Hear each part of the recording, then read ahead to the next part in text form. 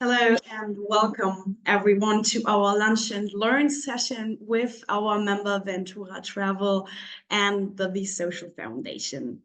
My name is Katharina Stechl. I am the program manager of the Roundtable Human Rights in Tourism, and I am delighted to serve as your moderator for today's session on intersectoral cooperation for positive impact in travel destination, a case study from Mexico.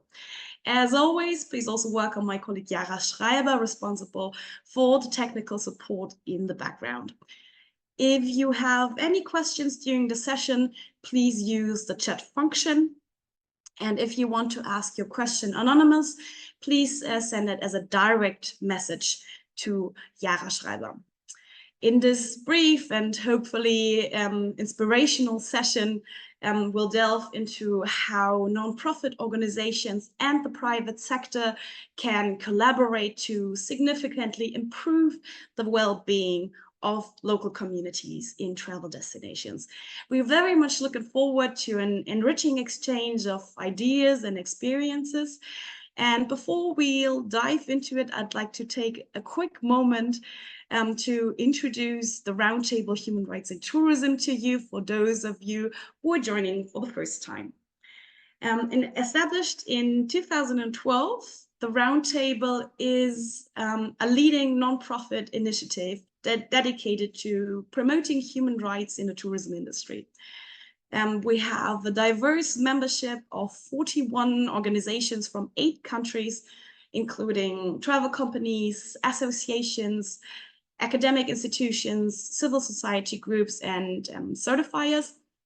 And the Roundtable is the largest sector dialogue on human rights and tourism. Our membership is actually open to all tourism-related entities that are committed to upholding human rights principles. This includes the groups that I just mentioned, and we especially encourage small and medium-sized enterprises to join us. We provide best practices. We have a collaborative opportunities behind a competitive interest. And the Roundtable really wants to serve as a platform for open dialogue, for knowledge exchange. We're offering a lot of guidance materials, practical examples, and mutual learning opportunities. So make sure to check out our website if you haven't done. Use the tools that we offer, because we really aim to support the industry in adopting sustainable and human rights-based principles to ensure positive travel experiences for all stakeholders.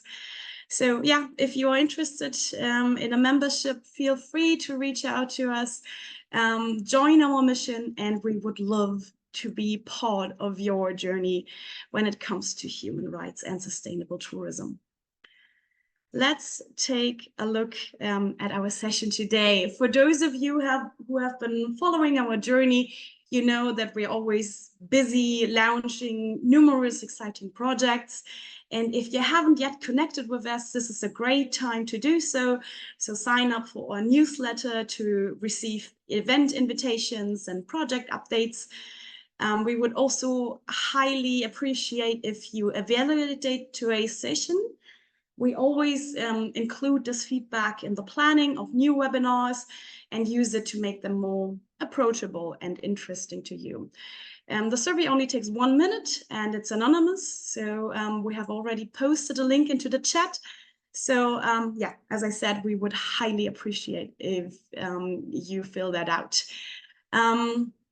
I already would like to introduce our speaker today, which is Ifi, coordinator of the V Social Foundation.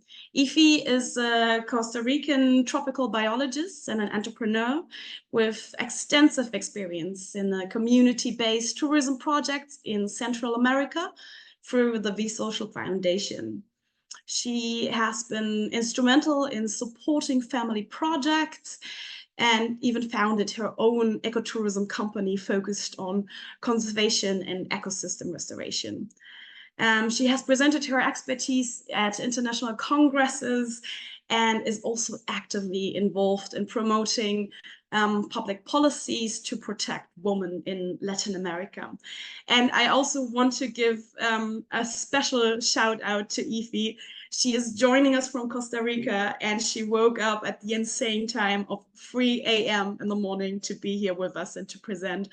That's true dedication. So let's already give her a big round of virtual applause. A warm welcome, Ifi, and thank you for being here. And before I hand over to you, we'll get a short introduction by Marie Witzel. She's coordinator of the V Social Foundation since 2022. And with a background in tourism and development, Marie combines insights from both fields to maximize the positive impact of travel.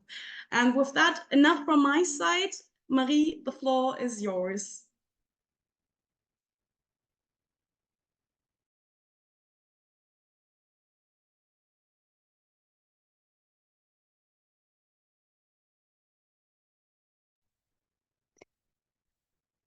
Okay, hello and welcome everyone to today's lunch session. Thanks for spending your lunch with us. While we'll be talking about intersectoral cooperation today, meaning the cooperation between the non-profit sector and the for-profit sector, to actually increase also the impact that we can have in travel destinations where we operate. Thanks for the warm welcome, Katharina. As she said, my name is Marie. I'm the coordinator of the V Social Foundation, which represents the nonprofit part in this presentation. I think that's easy to guess. And then we have also Ventura Travel, which is one of our biggest cooperation partners. It's a tour operator that follows the mission to replace mass tourism and the destinations they travel to. So below its roof, they host many niche travel brands in different destinations around the world. So I give just a very short introduction to who we are and what we do, and then I pass on the word to my colleague. So what we do as a foundation in cooperation with Ventura Travel is that we support local communities in their goal to preserve their cultures, to protect the environment they live in, to empower women that are part of their organization, and to develop youth training also for the youngs of their communities. And if you listen closely, I said we support local communities because we do not set the projects ourselves, but we believe in that it's the most effective way to actually support community organizations that have a rootedness in where they live, and that also rely on collective structures. And a short comment, what do I mean by community? Because this concept can be understood very differently all around the world. But to keep it short, we basically work together with community organizations where all the members have a voice and also a vote about the activities they develop. So also when we talk about tourism being developed in rural or also urban communities, those members actually have a vote about how this is going to be developed. And this is what we have been seeing also in the past, and this is the most long-lasting effect that we can reach working with those organizations. And what kind of support do we actually provide? And that's the last comment from my side. So we support the communities in providing or financing capacity building, so training to improve their touristic products, but also in many other topics to strengthen their organizational structures, or also talking about gender equality, which you'll be hearing about today from Ifi. We provide also funding for like small and medium infrastructure improvements. If you imagine rural communities, they do not always have all the infrastructure by default to receive traveler groups. So we also help them to solve very concrete issues to be able to move forward. And the last one is where our cooperation kicks in most, because we also network with tour operators, just as Ventura Travel, but also others, to be able to provide visitor groups from the beginning, so that meanwhile a community is developing something, they can already try out what does work for us, what works for the traveler, what doesn't, and also from the beginning seeing international travelers giving a lot of value to actually the culture that they're sharing, and also the environment gives them a lot of confidence. So it's a big part of our support program. And that's it from my side. I'll hand over to Ifi. Good morning again, Ifi. Thanks for being here. And she'll give us some more concrete insights on how she's been supporting a group of women in Mexico. Hola, hola, and greetings from Puerto Jiménez, Peninsula de Osa, Costa Rica. I really want to thank everybody for giving this opportunity to be here.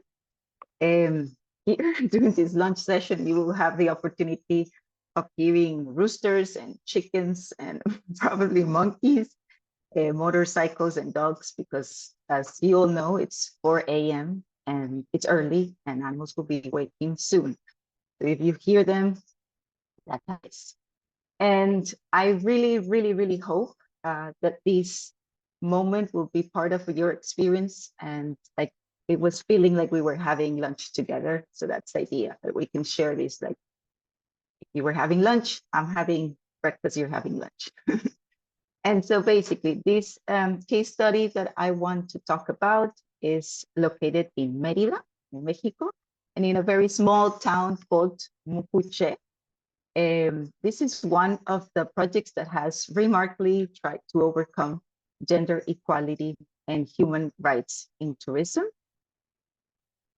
As you can see here, you can see the Peninsula de Yucatan, a little arrow pointing out there, found near the district of Abala. It's basically a beautiful area with lots of cenotes or water holes. Specifically, they have one called Witzel.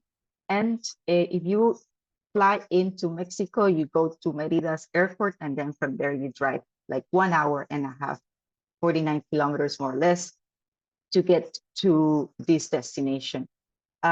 Just to let you know, this is an effort.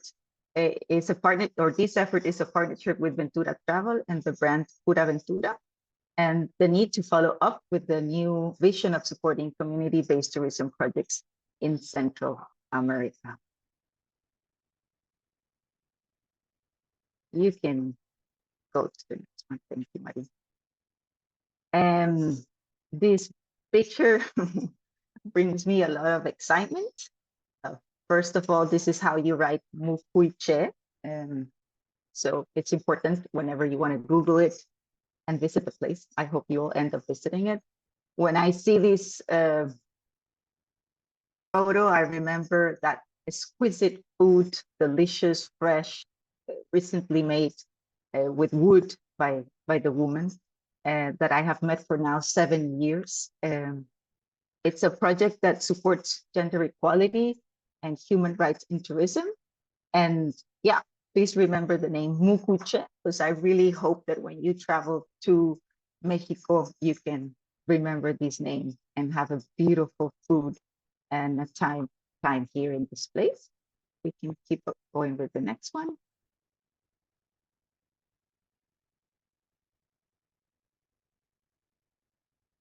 To give you some general information or about the place, we're talking about a very, very small town, 100% indigenous, with low standards of education, meaning that, for example, 20 out of 100 people are unable to read and write. They all speak Mayan, most of them, and their economy is based on charcoal extraction, hunting, farming, honey, weaving, and now tourism. Most of these statistics that you find here in this slide indicate a significant gender disparity in labor force, especially with men being much more likely to be engaged in labor market than women. And the other thing that I wanted to explain about is the ejidos. I don't know if you ever heard about ejidos, and I really don't know a word for that in English, but basically these are governmental systems unique to the world. I've never seen anything like that. But how it goes is that basically lands, forests, and waters are granted to the population through expropriations made by the federal government. And something that I was so surprised about when I got there is that most of the ejidos are administrated by men, and women are not allowed to be part of them. And to give you an idea how poor this can be, women's rights to inherit land were not recognized until relatively recently, creating, of course, a legacy of exclusion. What we did was actually take advantage of this condition. And we said, well, if men can do that, why don't we do this? And so that's how we started working with a group of 15 women and use the gastronomy and their culture as a attraction for the travelers that can come and visit the site. Nowadays, this effort to improve gender equality in legal reforms, education, advocacy are ongoing, but changing deeply rooted practices and attitudes takes time. So it's still happening. It's much better, but it takes some time. You can go to the next one.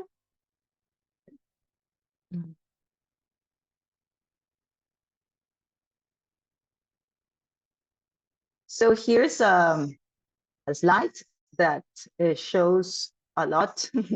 If you pay attention to it, to the left, it's how women used to start the project in 2017. And to the right, how is it now?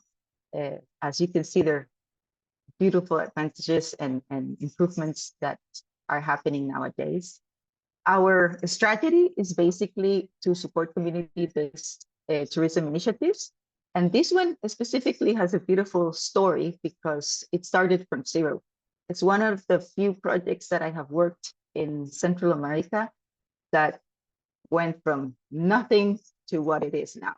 So what we discovered we could do was basically create like a little, let's say, program that will include 3 different activities for the travelers.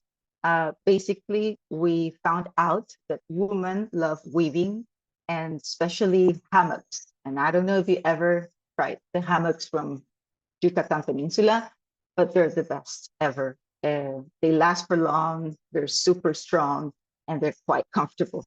You can sleep on them for all night long and your back doesn't hurt if you know how to sleep on them.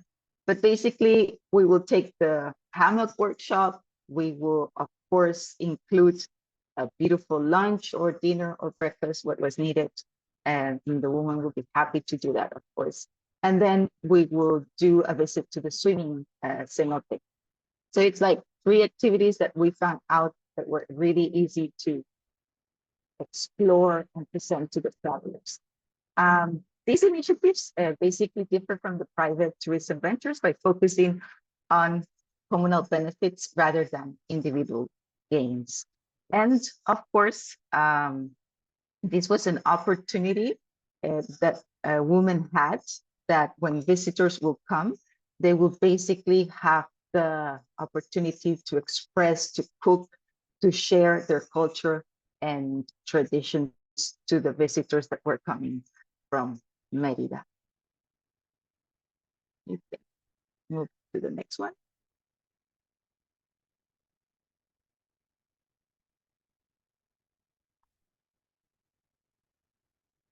And so basically the gastronomic and cultural experience with Mucuyché women has a lot of insights to learn and of course to get inspired from. And this is where I think I would love to share what happened to me these last 7 years.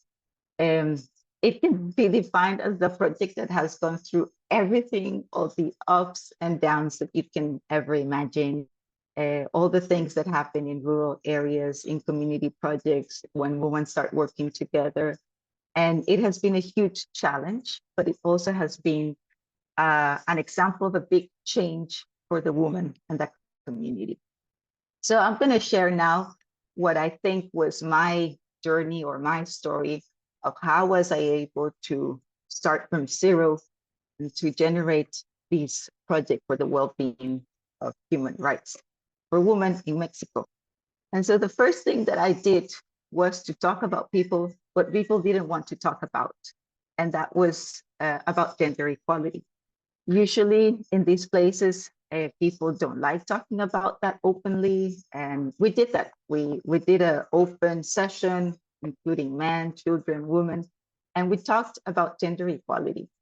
Normally people don't do this, but I think it basically helps dismantle that traditional gender roles and biases, promoting a more inclusive and safer environment where women can thrive. So talking about the problem was a key activity for basically training for us. The second thing we did was to identify what makes women proud and happy. And this is really important because if it wasn't because women love to cook and they love to see people eating what they cook, maybe you know that from our grandmas and mothers. There's no happier mother than the one that sees that everybody's eating everything on the plate. And these women are like that. They love to share their food and that people enjoy it. And what is very, very beautiful about this is that basically cooking holds a significant cultural and social value for women. And it's deeply rooted in traditions and family dynamics. So it's something that is part of their life. And of course, they love to do. The third thing we did was to take advantage of the surroundings. And this is a really, really important thing too, because people get there because they know they can swim in the water hole. And after that, they want a drink or they want to find something to eat. And that's the place, that's the moment.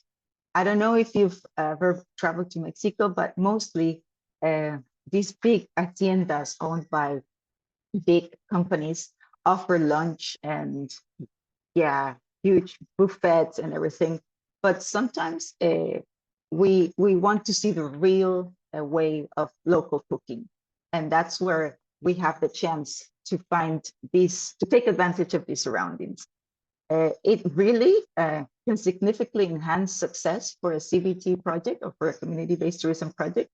It, of course, will create jobs and people are willing to immerse themselves in natural experiences. The fourth thing we did, was to look for partnerships and support. And what does that mean? That there's a lot of people out there that really want to help out, and you just need to connect with them.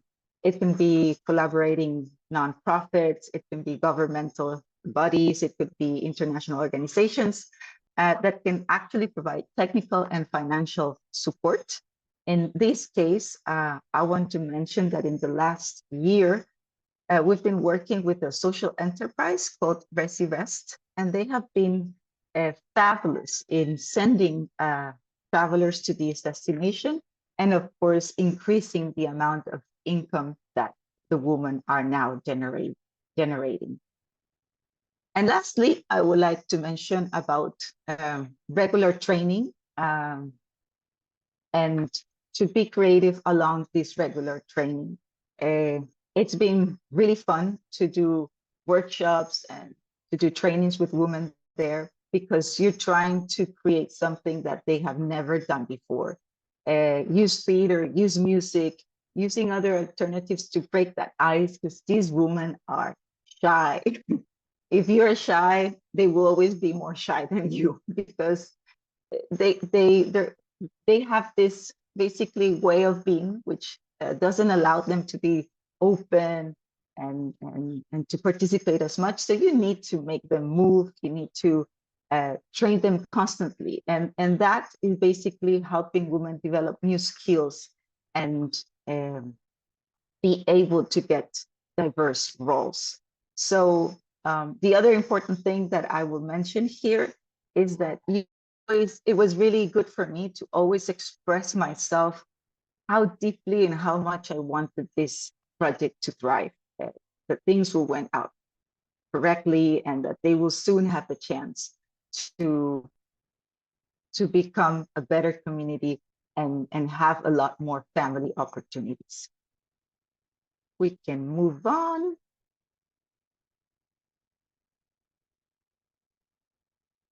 So here's a slide that says it all.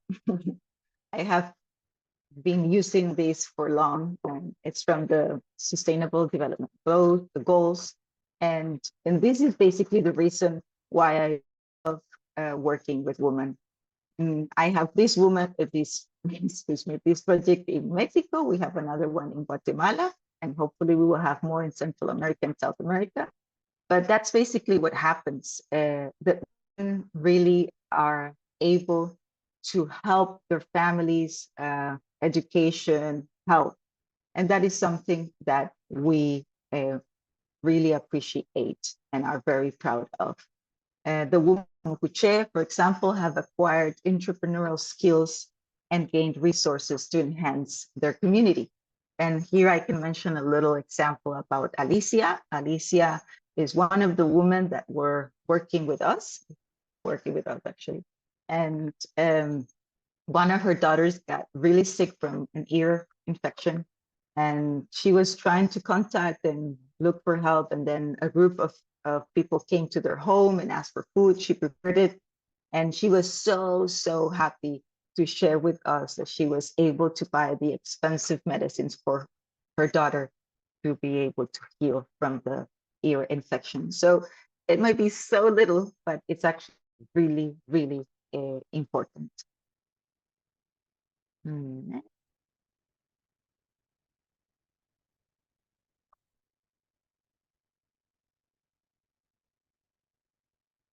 here you have just some pictures that you can imagine yourself with how it was.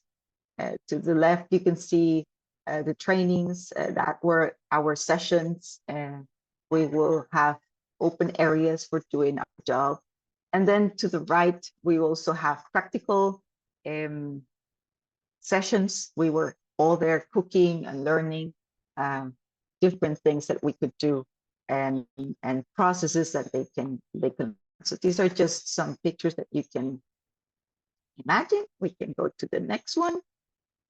And if you have never been in a cenote, this is actually one of the things that have impressed me in my life. I was so surprised when I first saw a water hole or a cenote 7 years ago. I didn't even know they existed. In Costa Rica, we don't have them. So basically, I have never been in a cenote before. And just to give you some idea, a cenote is a natural pit or sinkhole resulting when a collapse of limestone bedrock exposes groundwater. And basically, this term comes from the Yucatan Peninsula, where the ancient Maya community usually used the cenotes for water supplies, and from what we know, also occasional for sacrificial offerings. We can go to the next one. Here, I want to share some beautiful results and some very short stories, but you can see that we have done improvements in the infrastructure. For example, this photo of the bathroom has a beautiful story because we wanted to help them build the bathroom. It was so necessary for the travelers when they finished using the cenote or when they were coming to the place. And we were unable to start the bathroom project due to COVID. But afterwards, they were able to do them by themselves. The community ended up buying a little piece of land, which actually was amazing that they got organized and that everybody was collaborating. So they did a couple of bathrooms, not just one. And of course, this is one of the signs and one of the things that you want to see from a community, that they can do projects themselves, that they are not really just waiting for you to come and give something, but they are also moving along. And we have helped around 15 women during these 7 years to have visitors come home and share with them. And it's not only the income for women that is important, but that experience, that confidence, that joy and empowerment that comes out from the woman when they now know how to speak to somebody, how to say some words in English, actually, how to feel great being in touch with the travelers that are visiting. As I said before, women here are shy and the changes have been huge and beautiful because it's also something that they do naturally now. And because they just love sharing their culture and of course sharing the gastronomy. And well, of course, resilience, there's always open opportunities. And now there's some more feeling or environment of inclusion for women-led businesses. And it is really, really very important to mention that in general, there will be a vision with more and equal opportunities for women and more possibilities to sensitize men in the community in general.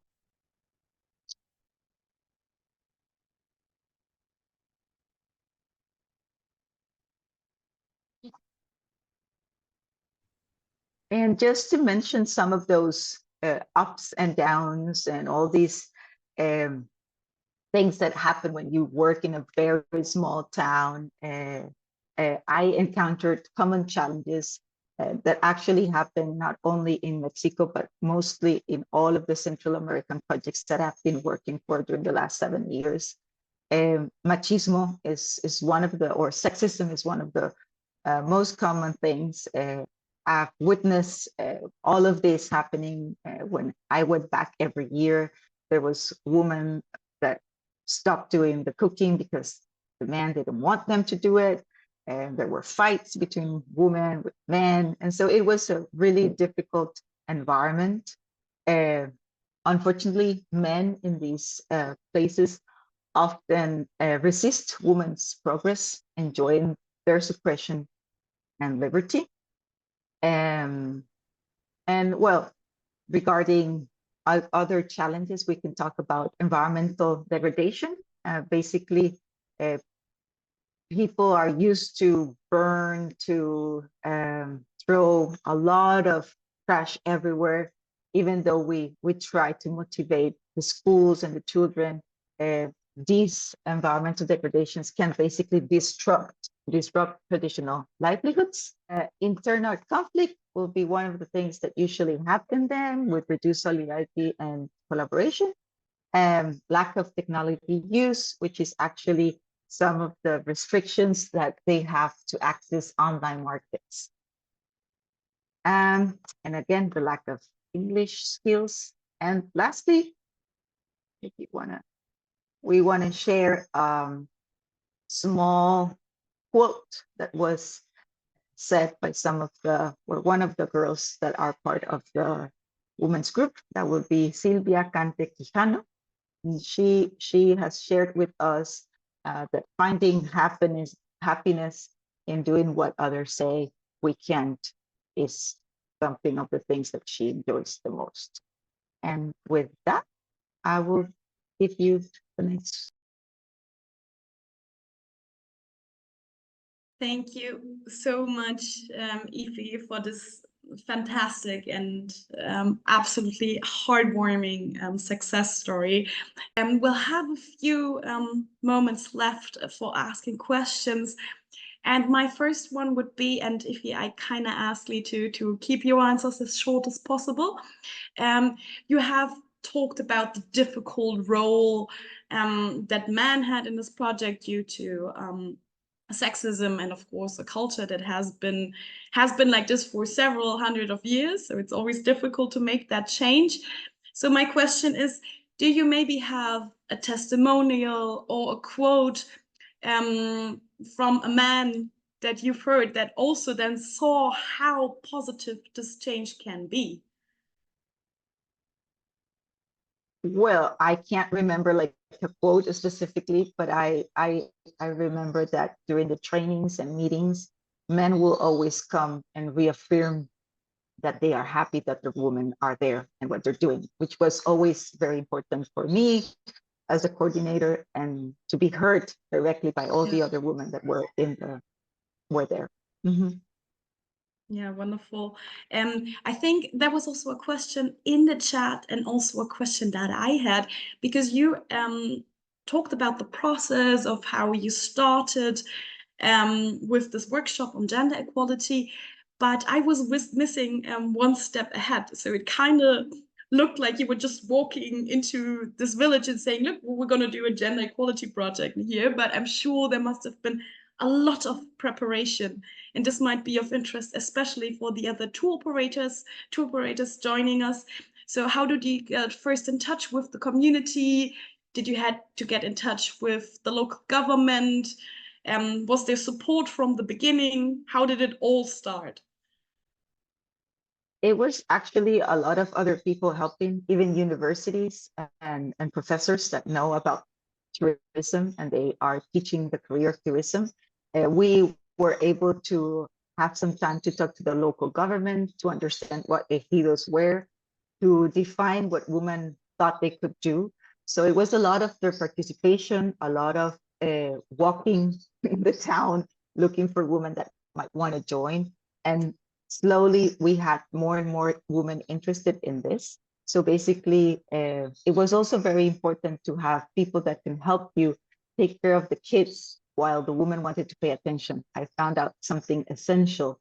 Women will always come with their kids. They can't leave them alone with anybody. So during that time, we had other people that were there helping us really be for the kids. And so that women could basically be on the trainings and focus in the learning process.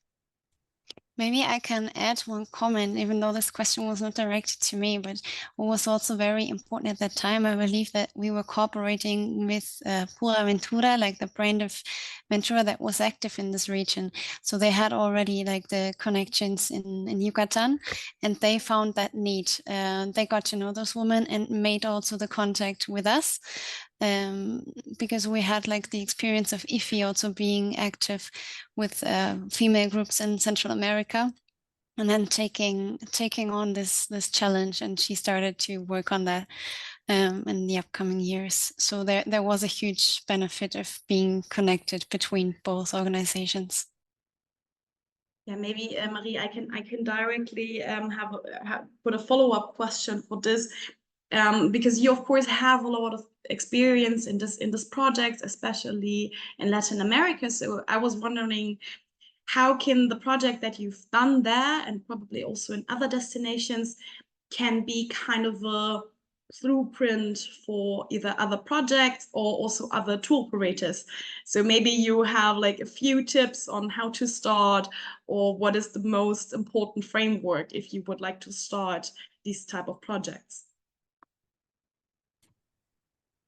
I can start to give an answer, and maybe then if you can also complement with your perspective, I think that would be interesting. But as you see here, it's just really a proof of that those social processes take time. So I think it really helps to give a realistic insight of how change can happen. And yeah, we can't always think in project structures like, okay, we'll support with money for 1 year and then we'll be fine. But if we really want to make a change, then we really have to understand the context of people and the destinations, and then like co-create also projects that can actually have an impact. So I think with this having been from the start till today, gives us like one example that really shows this.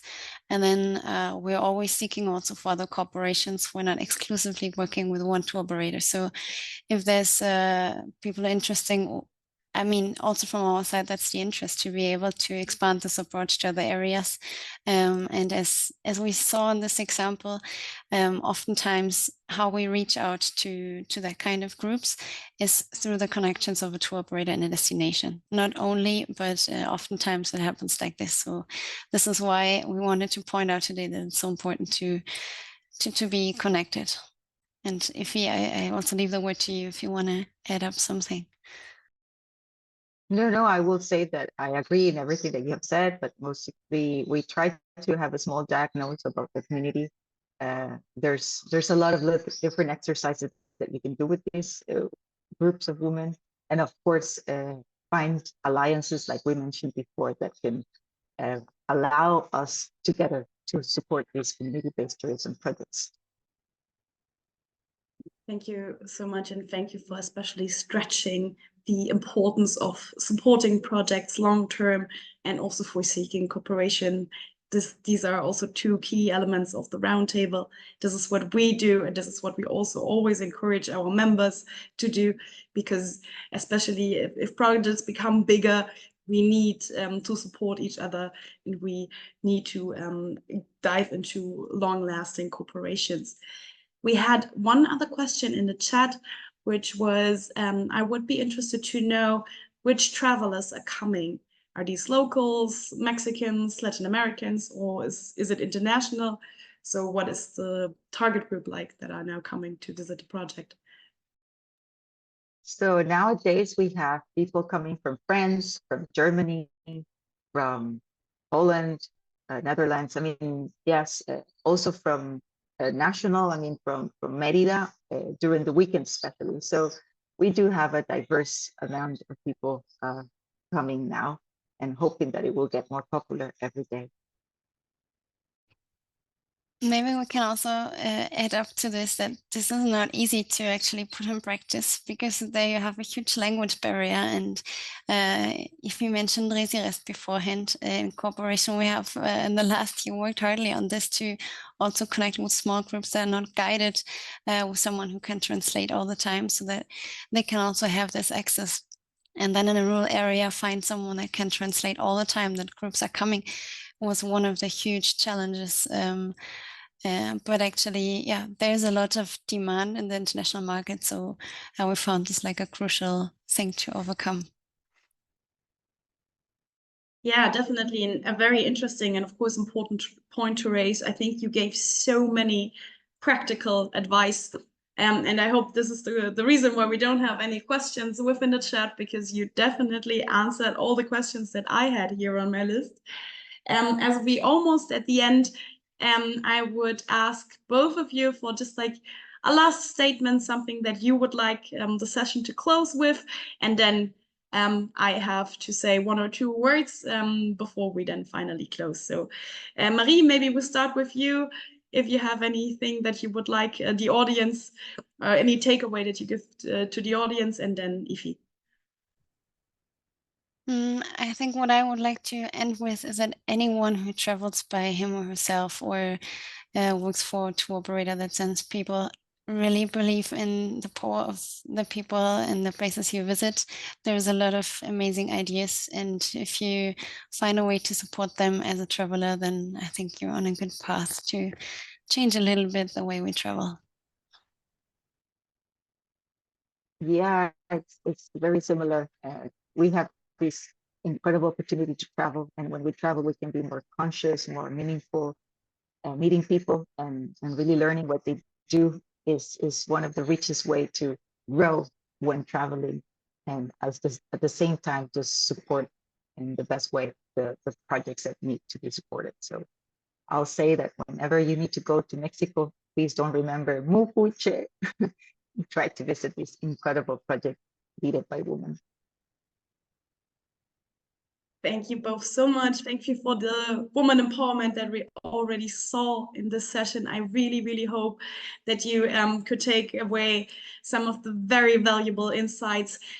As you know, we had to reschedule that session. So I really, really hope that we'll also have a lot of people who will look at the session afterwards. As always, it's recorded and we're gonna post it on our YouTube channel and on our website. So spread the word. You will get an email when the recording is online, and please spread the word, spread the project. We have again posted the link for the evaluation of today's session in the chat, so please fill that out. That would be very valuable to us. And there's nothing left for me than to sincerely thank both of our speakers, thank the audience for being here. I hope you had a great lunch, and we're very much looking forward to see you the next time. Bye-bye. Bye, everyone.